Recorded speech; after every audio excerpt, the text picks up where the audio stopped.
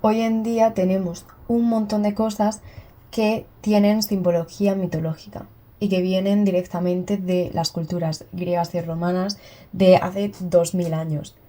Varios ejemplos de estos son, por ejemplo, en la medicina, en las ciencias, muchísimos nombres de las ciencias, ya sea de química, de medicina, vienen directamente de Grecia o de Roma. Luego también en la arquitectura se nota un montón debido al Renacimiento que quiso básicamente coger todas estas cosas de las culturas clásicas y traerla a la actualidad, y por eso tenemos hoy en día un montón. Y luego también podemos ver muchísimos ejemplos tanto en el arte como en las plantas. Aquí van varios ejemplos. Empecemos por el narciso, que es esta planta. La historia del narciso es de un joven muy bello que rechazaba a todas sus pretendientes, pero a todas. ¿Y qué pasaba? Que les hacían mucho daño. Entonces estas se ponían a rezarle a la diosa Némesis, la diosa de la venganza, para que le castigara. Entonces, ¿qué pasó? Que la diosa Némesis pues aceptó sus rezos y los escuchó y castigó a Narciso. ¿Haciendo qué? Que se enamorase de su propio reflejo. Entonces un día que Narciso pues estaba cazando y paseando por ahí, vio su reflejo en un arroyo y se quedó tan hipnotizado de lo enamorado que se quedó hipnotizado con su propio reflejo y no se podía mover, no se movió de ahí. Estaba todo el día mirándolo, todo el día. ¿Hasta qué pasó? Que se murió. Que se murió de deshidratación y de hambre, y pues del lugar donde se murió nació la planta del narciso, que simboliza el renacimiento y los nuevos comienzos. Otra de las plantas que tiene simbología mitológica es el árbol del laurel, que básicamente cuenta la historia de Apolo y Dafne. Apolo, ya lo conocemos, el dios enamoradizo, que de hecho las siguientes plantas que vamos a ver eran amantes de Apolo. O sea, se enamoraba de todo el mundo Apolo. Cuestión, Apolo y Dafne. Apolo, dios del sol, Dafne, que era una ninfa cuyo padre era Peneo, el río Peneo, y Dafne Apolo no le gustaba. Algunas versiones dicen que Eros había disparado una flecha a Dafne de plomo y hacía que no se enamorase. Pero bueno, ya cada uno que crea lo que piense. Y Dafne, pues, que rechazaba a Apolo, que no le quería. Y le pidió ayuda a su padre. ¿Y qué pasó? Que su padre efectivamente le ayudó, y cuando Apolo trató de alcanzar a Dafne, esta se convirtió en un árbol de laurel. Y Apolo se quedó destrozado. Entonces, ¿qué hizo? Coger las hojas de ese árbol y convertirlas en uno de sus atributos. Y ahora el laurel simboliza, es el símbolo de los vencedores. Y los emperadores romanos, de hecho, llevaban coronas de laurel porque simbolizaban el haber vencido. Además, podemos ver este mito un montón de veces tanto en la pintura, en las esculturas, que la de Bernini. La de Bernini. Dios mío, yo la he visto en persona y es espectacular. Tremenda. Y luego también tenemos el mito también en la literatura española, con el soneto 13 de Garcilaso de la Vega. Seguimos con los amantes trágicos de Apolo. Apolo se enamoró de un joven que se llamaba Jacinto, que era tan bello, que no solamente se enamoró el dios, también se enamoró otro dios, el dios del viento Céfiro, que, por desgracia, este no consiguió enamorar al joven Jacinto. Apolo sí. Entonces, ¿qué pasaba? Que Apolo estaba un día con él disfrutando y estaban jugando a lanzar el disco, que al parecer era un juego típico en aquella época. ¿Y qué pasaba? Que Céfiro estaba celosillo, dijo: si Jacinto no es mío, no es de nadie. Entonces Apolo tiró el disco y Céfiro le mandó como una rachita de viento e hizo que el disco se desviara y le diese en la cabeza a Jacinto, haciendo que este no sobreviviese de ahí, porque Apolo tenía mucha fuerza, obviamente, era un dios. Entonces, ¿qué pasó? Apolo se volvió a quedar muy tocado. Y de la sangre de Jacinto y las lágrimas de Apolo nació la flor, que simboliza la constancia, el cariño, la alegría de amar y la fidelidad. Por último tenemos el árbol del ciprés, que simboliza la eternidad y la inmortalidad. Por eso cuando vamos a los cementerios siempre hay muchísimos cipreses y se plantan ahí, simbolizando pues la eternidad de todos los que han muerto. Pero bueno, su historia es básicamente otro de los amores trágicos de Apolo. ¿Cómo no? Y cuenta la historia de Apolo y Cipariso, que Apolo se enamoró de este joven y le regaló como mascota a él uno de sus ciervos. Entonces, ¿qué pasó? Que al tiempo Apolo le regaló también una lanza para que pudiese cazar. Entonces, un día Cipariso pues estaba cazando y trató de cazar un ciervo. ¿Qué pasó? Que se confundió. Decían que lo quería mucho al ciervo, pero ahora, si confundes tú a tu ciervo sagrado con un ciervo común, no sé cuándo lo querría, pero bueno, cuestión que lo quería mucho al ciervo. Quería mucho a su ciervo y sin querer lo mató pensando que era otro, ¿no? Que era otro corriente. Y de tanto llorar diciendo, ay, el Cipariso estaba, ay Apolo, que he matado a mi ciervo, por favor, déjame llorarle toda la eternidad. Y le dijo a Apolo, claro que sí, cariño. Y le convirtió en un árbol para que pudiese llorarle a su ciervecito toda la vida. Y podemos encontrar cuadros relacionados con este mito, como por ejemplo este cuadro de Claudie-Marie Dubuffet. Bueno, es francesa, yo no hablo francés, no sé pronunciarlo. Pero bueno, es lo que tiene. Y por último me gustaría hacer una mención honorífica a la flor Molly, que no es una flor que exista, sino que es ficticia, que se la inventó Homero para la Odisea. Básicamente esta flor se la dio el dios Hermes, dios mensajero, a Odiseo para protegerle de los hechizos de Circe. En la Odisea, en su viaje de vuelta a Ítica, su casa. Y esto sería todo sobre las plantas. Para llevar esta presentación, otra cosa de la que tenemos que hablar muy importante es de las propias palabras.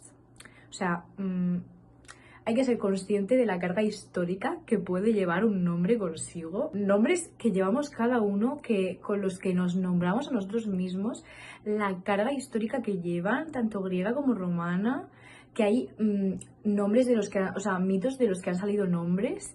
Increíble. Por ende, voy a contar un poco de algunas palabras que normalmente nos las encontramos en el campo de la ciencia, en el campo de la biología, como ya hemos contado antes, algunas flores, algunos mitos así que vienen de Grecia, de Roma. También la parte de las ciencias, que siempre nos han dividido letras y ciencias, pero resulta que las ciencias tienen muchas cosas de las letras, es decir, tienen muchas terminologías que provienen evidentemente de las letras. Entonces, para entender las ciencias, por ende, tienes que entender las letras, porque cuando tú ves el significado, de dónde proviene esa palabra, tú ya te enteras de por qué significa esto.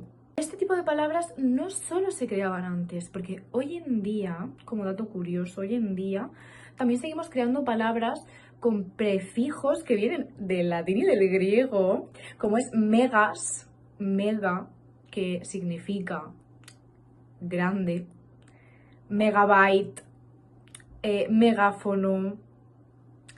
Luego también tenemos post, que en latín se dice igual, pero post viene a ser después, es decir, postraumático, postdata. O sea, se lo ponemos antes de las palabras y la más clave de todas, logía. O sea, logía, que se dice igual, estudio de, lo cual tenemos mitología, etimología.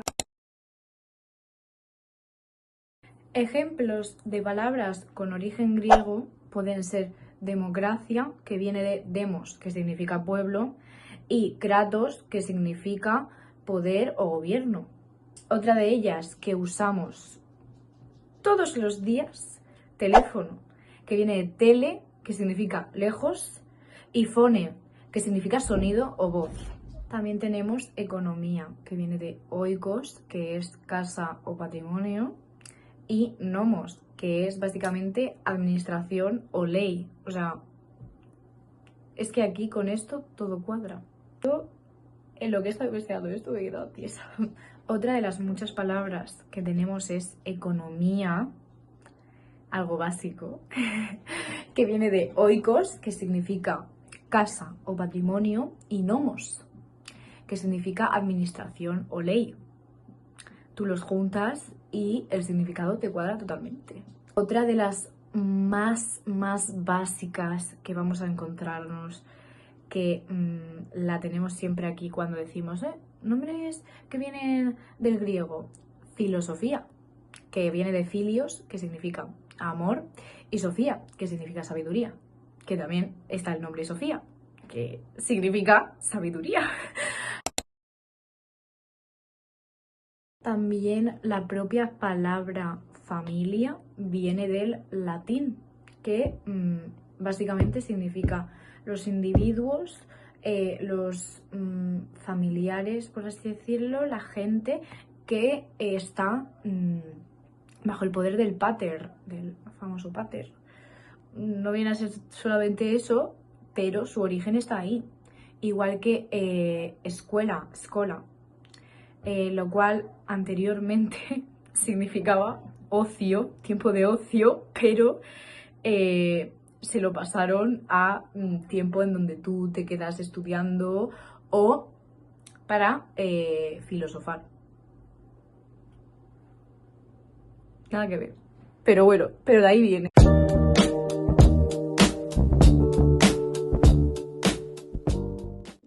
Y al igual que he dicho al inicio, hay muchos nombres propios que tienen significados que provienen de esta antigua cultura y que tienen un significado muy especial, como por ejemplo Alejandro, que significa el protector de los hombres, Alejandro Magno. Andrés, que significa viril o valiente.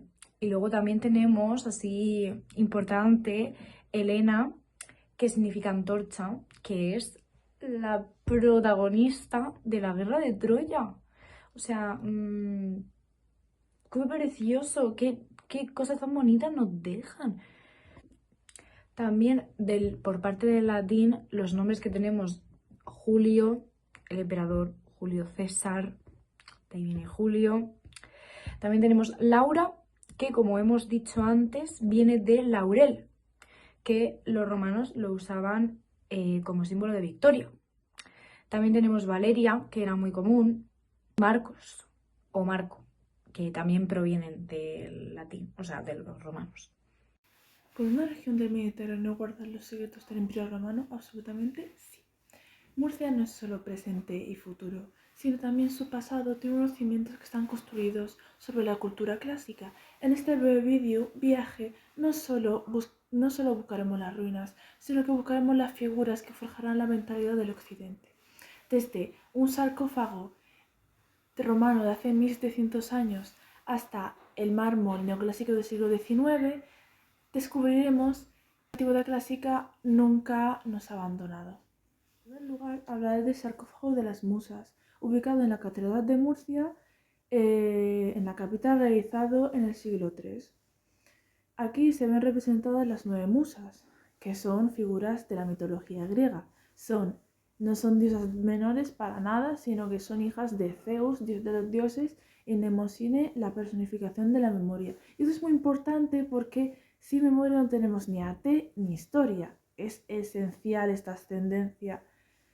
Entonces, estas diosas vivían en el monte Parnaso, donde eran lideradas por el dios Apolo, dios de la luz y las artes. Como he mencionado anteriormente, las musas eran las patronas de una ciencia o un arte específico. Si nos fijamos bien atentamente en los repliegues del sarcófago, vemos que cada una es representada con sus principales atributos. Por ejemplo, tenemos que Clio, la musa de la historia, es representada con un rollo o tablillas. O Talia, la musa de la comedia, con su máscara cómica. Al contrario que Melpomene, que es la musa de la tragedia, con su máscara trágica. O de las más famosas, Calíope, la que canta las gestas de los héroes, la musa de la poesía. Entonces os preguntaréis, ¿por qué representar estas diosas en un monumento funerario, en un sarcófago? ¿Qué utilidad tiene? Bueno, en el mundo romano era imprescindible hacer esto, ya que las musas simbolizaban la vida de la mente. Y claro, simbolizaba que el difunto, probablemente un hombre sabio, un filósofo, un mecenas de arte, había alcanzado la única forma de inmortalidad que puede alcanzar un mortal, que es no a través de la carne, sino a través del recuerdo que dejan sus obras y su presencia. Las musas aseguran que su memoria, su mnemosine, nunca se pierda. Bueno, en segundo lugar voy a hablar del monumento Ícaro hídrico realizado por Pepe Llaves, que ubicado en Torre Pacheco, donde básicamente se apoya en una historia mitológica, Ícaro y bueno, su padre Dédalo, donde básicamente ellos están atrapados en la isla de Creta, y como nadie quiere estar atrapado en una isla, pues Dédalo, el padre, un inventor famoso, inventa unas alas con cera y plumas para irse volando de ahí. Antes de volar, pues obviamente el padre le advierte a Ícaro que no vaya muy arriba al sol, ya que como las alas están hechas de cera, se va a derretir y te vas a caer. Ni tampoco te vayas muy abajo, porque las alas están hechas de plumas y la humedad del mar pues las va a humedecer y te vas a caer. Pero el niño dijo sí. Empezaron a volar, el niño empezó a coger confianza, a emocionarse más de la cuenta y bueno, pues ¿cómo va a acabar esto? Pues mal. Se fue muy alto, se derritieron las alas, se cayó en picado al agua, se ahogó y lo encontró Heracles y lo sepultó él mismo. ¿Cuál es la moraleja de este mito? Pues que básicamente hagas caso a los mayores, a la gente que tiene más experiencia que tú, ya que esto era vida o muerte, no era un juego. Y mira que acabó mal la cosa. Pues es una crítica a la arrogancia, al exceso de confianza y eso. Tenemos que la moraleja que interpreta Yagües en su monumento, pues es que es una advertencia temporal sobre los límites del hombre, como los artistas modernos murcianos reinterpretan este deseo de libertad y vuelo. Eso es todo. Hemos pasado de un sarcófago, el de las musas, que nos ofrece la inmortalidad, hasta la trágica advertencia de Ícaro, proveniente de Dédalo, sobre la vida. Y nada, estos dos monumentos separados por siglos nos han demostrado a lo largo de estas explicaciones que he hecho en el vídeo que siguen presentes en la historia de Murcia.